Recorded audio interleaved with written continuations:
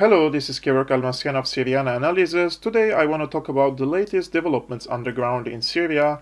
First of all, as you can see, this is the map of Syria, where the different conflicting parties have control over different areas.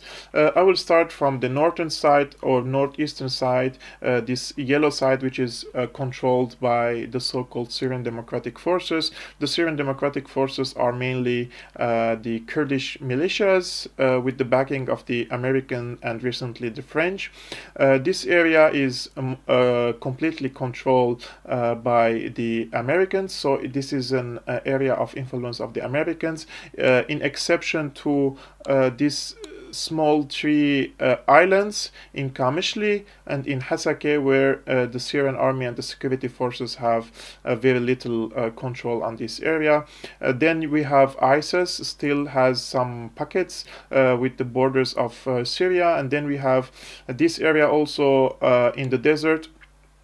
ISIS has some control over it, but their numbers are very few, so they don't pose a serious threat on the Syrian army in the surroundings of this area. But the main ISIS strength is near the borders of Iraq, and also, as you can see, this part with the Abu Kamal area, also with the borders of Iraq. The ISIS terrorists are attacking from this area and the Syrian army, and the Kurdish militias in the eastern shores of the Euphrates, they declared a new operation to capture this area. Let's see how things will develop in that area. But also let's remember that the Syrian army tried to advance into the eastern shore of the Euphrates in order to recapture the gas and oil fields, but the Americans pushed back the Syrian forces a few days ago.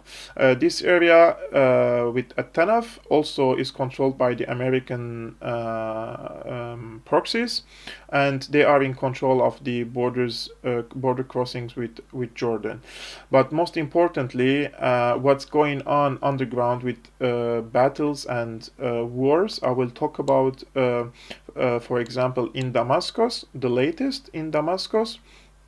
As you can see, this area was controlled by the Islamist militants, and only a couple of weeks ago the Syrian army, which was called Eastern Ghouta, so the Syrian army captured these areas, and now it's completely under the control of the Syrian government. Now the battles are concentrated in the southern suburbs of Damascus. As you can see, these green buses, the Syrian army, with the mediation of the Russians, agreed with the Islamist militants of this area, especially in Beit Saham, in Babilla and Yelda, to go to the North Syria by the buses. They were mainly so-called Free Syrian Army and Al-Nusra Front, but the ISIS, which is in control of Yarmouk camp, and Hajar al-Aswad area. Of course, the Syrian army refuses to, let's say, make a deal with ISIS in this particular area, especially that ISIS has treated the Syrian army officers, the captured Syrian army officers, in a very barbaric way, and especially that few days ago, one of the Syrian army soldiers his head was filled with explosives and been exploded in a propaganda video by ISIS. So this area was completely in the hands of ISIS. Today the Syrian army sliced the area into two, so separated Hajar al-Aswad from Mukhayyam al-Yarmouk or Yarmouk camp, and now as you can see, the bombing and the operations are concentrated on northeastern side of Hajar al-Aswad and southern side of Yarmouk camp. I don't believe there will be a reconciliation or a deal with ISIS, and I think the Syrian army is determined to destroy ISIS in this area and either capture the terrorists alive or kill them.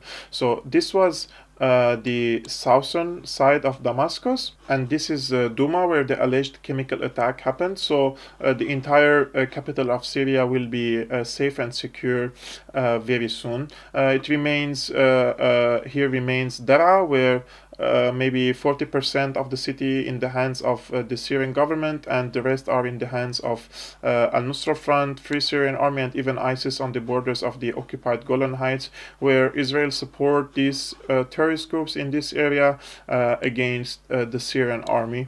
The next development will be in northern Homs and southern Hama. This is the main highway that connects Homs, Hama with Damascus and Aleppo. The Russians are negotiating, and there is a preliminary deal with the terrorists of this area in order to bust them into the north as well. If this area is liberated in the coming days, the entire, let's say, highway from Damascus to Hama will be liberated, and later this part where the highway of Aleppo and Hama, I believe it will be negotiated with between the Russians and the Turks, because as you can see there are Turkish troops. This is a control troops in this area. But as far as I know, the Syrian army or the Syrian leadership are determined to reopen the entire highway from Aleppo to Damascus. That means that the area of Morek, Khan Sheikhun, Ma'avet Nauman, the Idlib city into North Aleppo should be liberated in order to secure a transportation and safe passage for the civilians, but also for trade and other cars to be able to move freely. Also in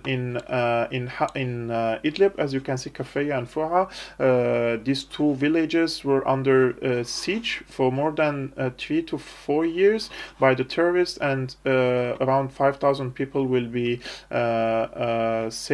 safely go out by the deal, thanks to the deal that been held in Damascus with Al-Nusra Fund, as I mentioned, in Bet Saham and in Babilla and Yilda. These 3 places were in the deal in exchange to the civilians and the trapped people in Kafaya and Foua.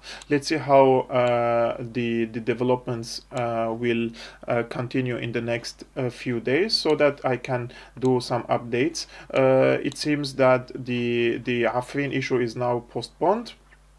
This area is in the hands of the Turkish-backed forces, and Idlib is now also the backyard of Turkey. So we have Turkish proxies here in Azaz, in Afrin, and in Idlib.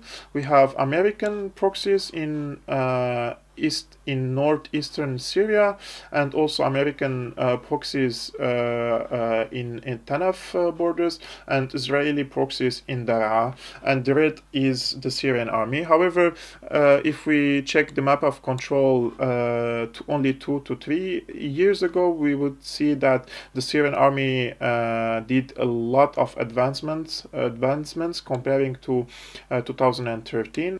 And in these areas, there will be a strategy to liberate, which is a very huge area in the control, in the hands of the Americans.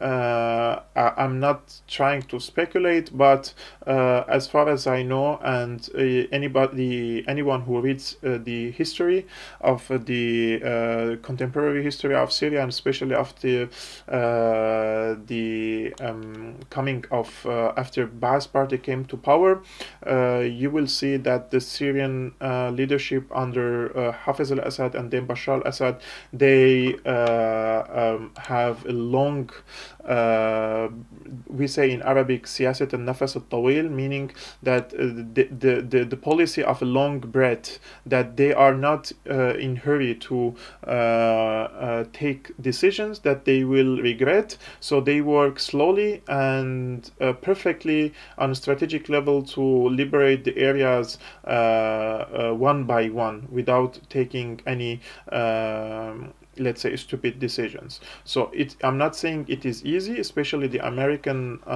controlled parts, but it is not impossible, especially if the Syrians were able to reach the people of this area and try to create a mayhem for the Americans from inside these areas.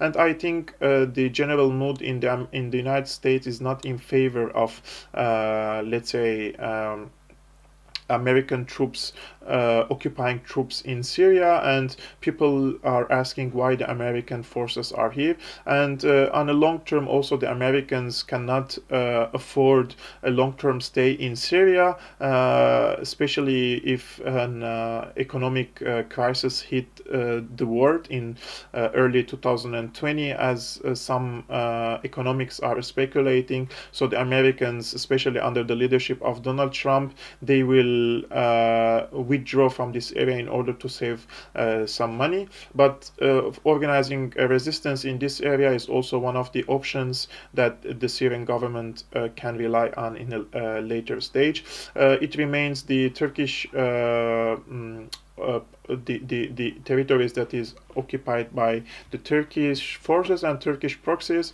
This will be also on the negotiation table with the a supervision of the mediation of the Russians. I'm not saying that everything will be all right, but what I'm trying to say that the Syrian government and the Syrian people will try to liberate every inch of Syria, and this is not a slogan but a policy underground, and hopefully every inch of Syria will return to their real owners, including this blue area, which is the occupied Golan Heights, occupied by the Israeli occupation forces. So that was all for today. I'm Kevork Almasyan of Syriana Analysis, and see you next time. I am Kevork Almasyan of Syriana Analysis. If you like my videos, please hit the like button and subscribe.